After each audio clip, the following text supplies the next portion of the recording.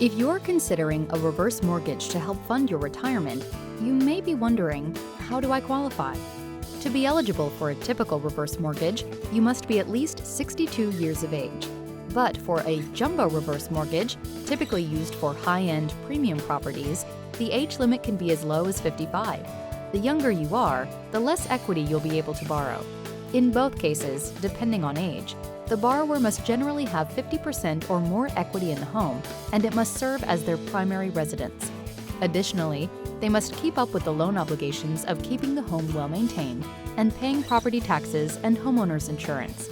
To assure borrowers fully understand this type of loan, they are required to attend a HUD-mandated counseling session with a certified counselor of their choosing who will answer any concerns or questions the borrower may have. In addition, a financial assessment is conducted to ensure the borrower can meet the loan obligations and has not incurred either a foreclosure or a bankruptcy within a certain period prior to the loan.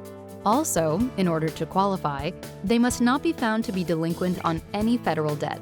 To find out more about reverse mortgage qualifications, call us today